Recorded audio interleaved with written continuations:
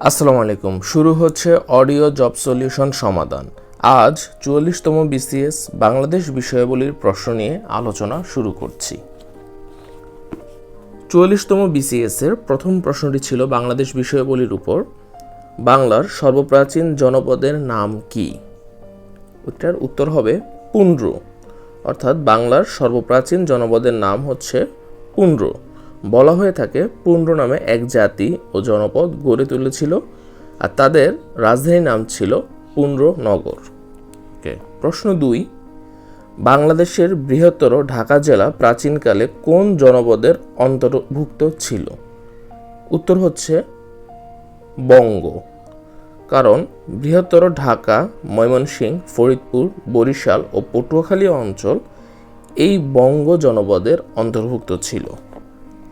প্রশ্ন 3, কোন শাসকদের আমলে বাংলাভাষী অঞ্চল বাঙ্গালা নামে পরিচিত হয়ে ওঠে?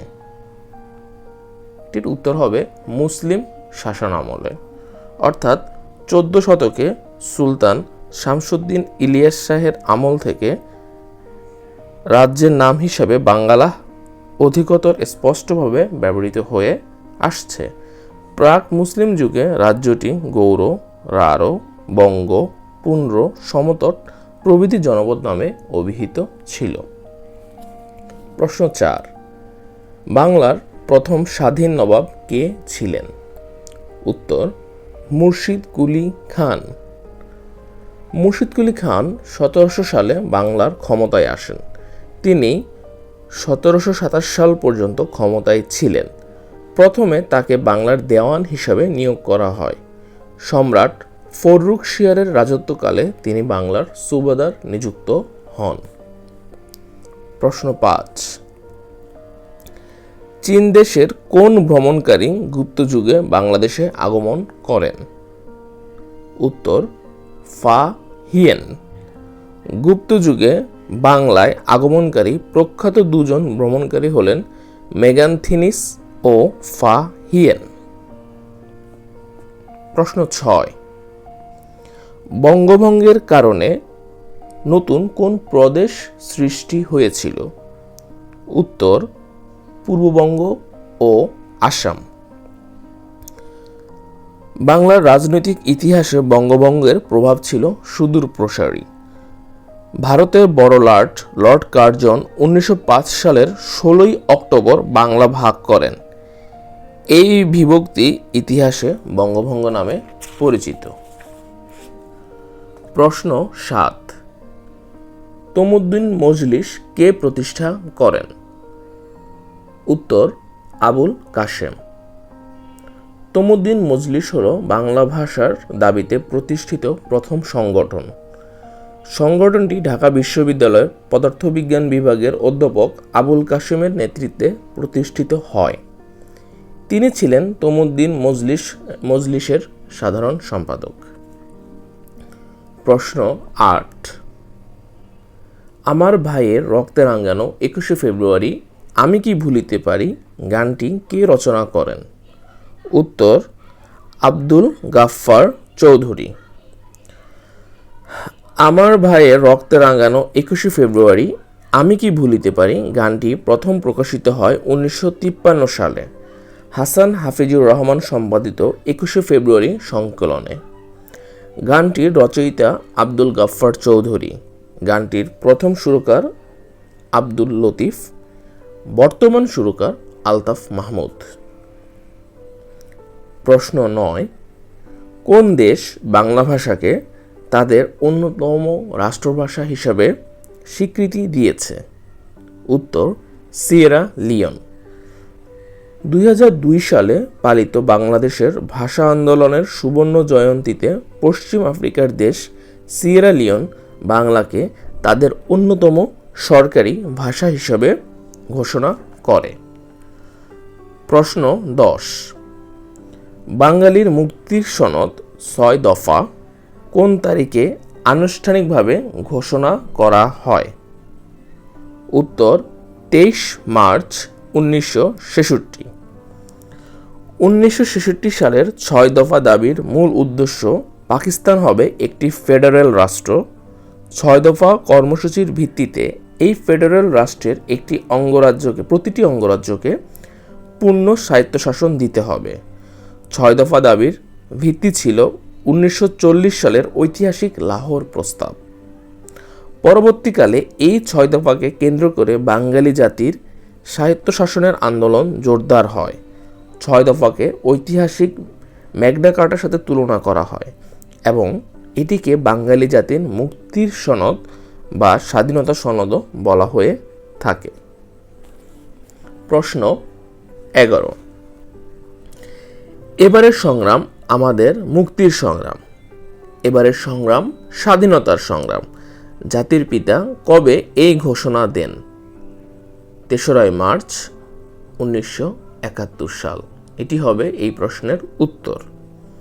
বঙ্গবন্ধু শেখ মুজিবুর রহমান 1971 সালের 7 মার্চ ঐতিহাসিক ভাষণে ঘোষণা দেন, এবারের সংগ্রাম আমাদের মুক্তির সংগ্রাম, এবারের সংগ্রাম আমাদের স্বাধীনতার সংগ্রাম।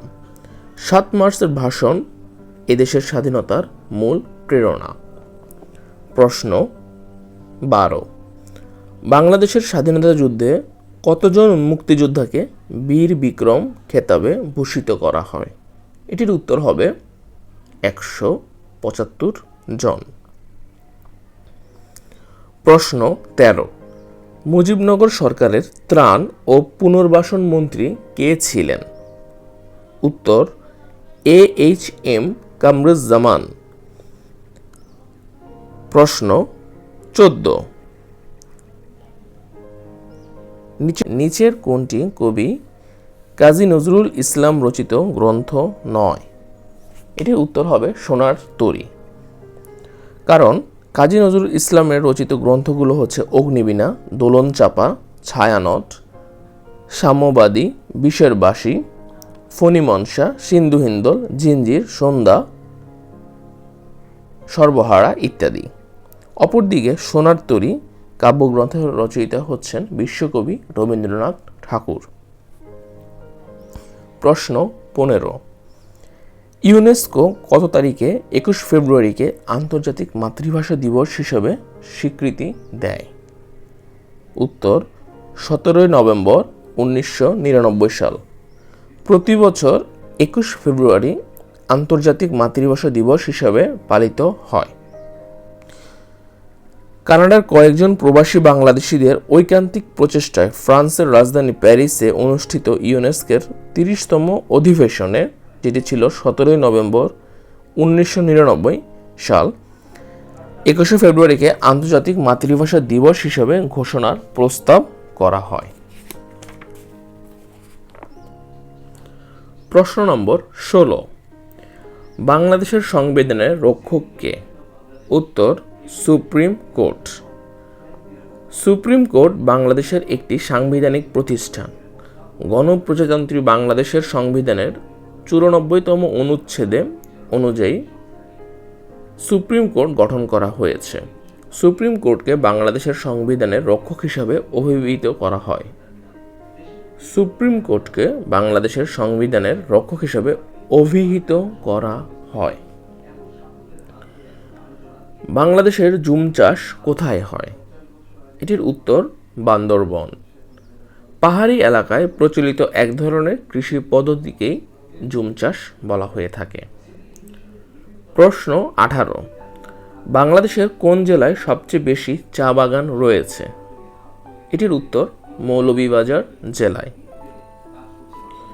প্রশ্ন 19, ধর্মীয় স্বাধীনতা বাংলাদেশ সংবিধানের কোন অনুচ্ছেদে অন্তর্ভুক্ত?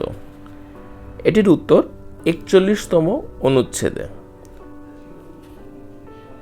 41তম অনুচ্ছেদে আমাদের ধর্মীয় স্বাধীনতা সম্পর্কে বলা হয়েছে। প্রশ্ন 20, বাংলাদেশের প্রথম আদমশুমারি কবে অনুষ্ঠিত হয়? এটির উত্তর হবে 1974 সালে।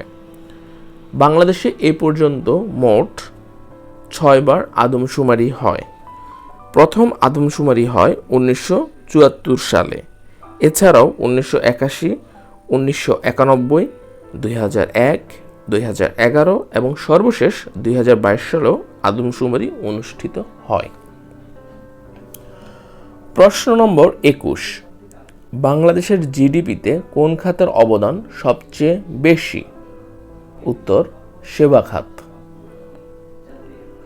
প্রশ্ন নম্বর 22, 2020-21 অর্থ বছরে জিডিপি প্রবৃদ্ধির হার কত ছিল? এটি তৎকালীন সময়ের প্রশ্ন ছিল, এখন সাম্প্রতিক সময়ে প্রশ্ন ডেটাগুলো পরিবর্তন হয়েছে। তো তখনকার উত্তরটি ছিল 6.94%।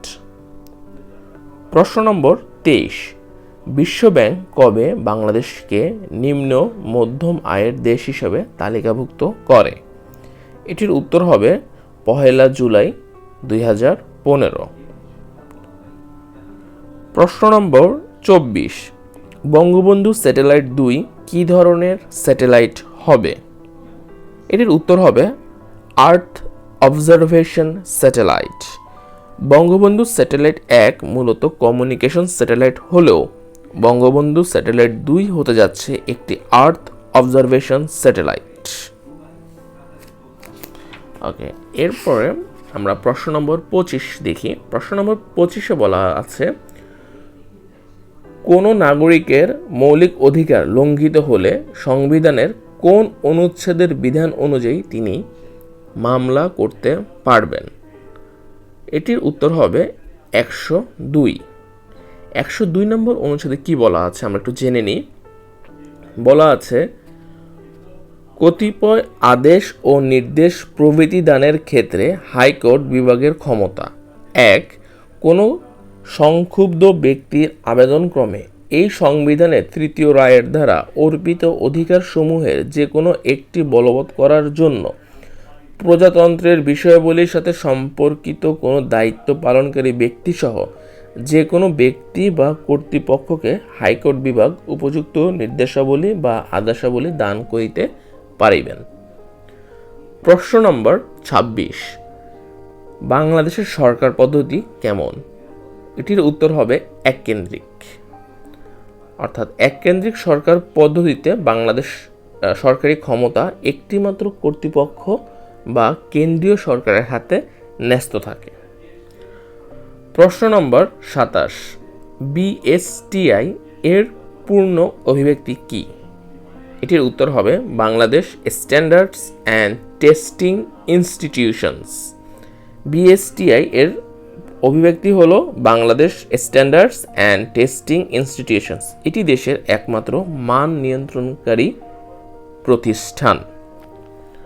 প্রশ্ন নম্বর 28, বাংলাদেশের ক্ষুদ্র নৃগোষ্ঠীর সংখ্যা কত? এটির উত্তর হবে 48।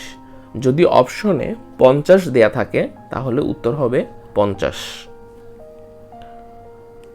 প্রশ্ন নম্বর 29, নিচের কোন পত্রিকাটি প্রকাশনা উপলক্ষে রবীন্দ্রনাথ ঠাকুর আশীর্বাদী পাঠিয়েছিলেন? এটির উত্তর হবে ধূমকেতু। অর্থাৎ ধূমকেতু কাজী নজরুল ইসলাম সম্পাদিত অর্ধ সাপ্তাহিক পত্রিকা। এটি ভারতের স্বাধীনতার দাবিকৃত প্রথম পত্রিকা। প্রশ্ন নম্বর 30, বাংলাদেশের জাতীয় প্রতীকে কয়টি তারকা আছে? এটির উত্তর হবে 4টি। বাংলাদেশের জাতীয় প্রতীকে 4টি তারকা আছে। এই 4টি তারকা বাংলাদেশের রাষ্ট্র পরিচালনার 4টি মূলনীতি হিসেবে কাজ করে। সেগুলো হলো জাতীয়তাবাদ, সমাজতন্ত্র, গণতন্ত্র ও ধর্মনিরপেক্ষতা। বাংলাদেশের জাতীয় প্রতীকের ডিজাইনার হলেন পচুয়া কামরুল হাসান। এরই সাথে বাংলাদেশ বিষয়াবলীর 30টি প্রশ্নের সমাধান শেষ করা হলো। যদি আমাদের এই অডিও পডকাস্ট আপনাদের ভালো লেগে থাকে তাহলে আমাদেরকে লাইক এবং শেয়ার কমেন্ট করতে ভুলবেন না। এছাড়াও যে কোনো ধরনের গঠনমূলক সমালোচনা করার জন্য আপনার দুয়ার তো সবসময় খোলা। ধন্যবাদ সবাইকে। আর যদি ভালো লেগে থাকে তো আপনাদের বন্ধুবান্ধব এবং সবাইকে জানিয়ে দিন। আসসালামু আলাইকুম।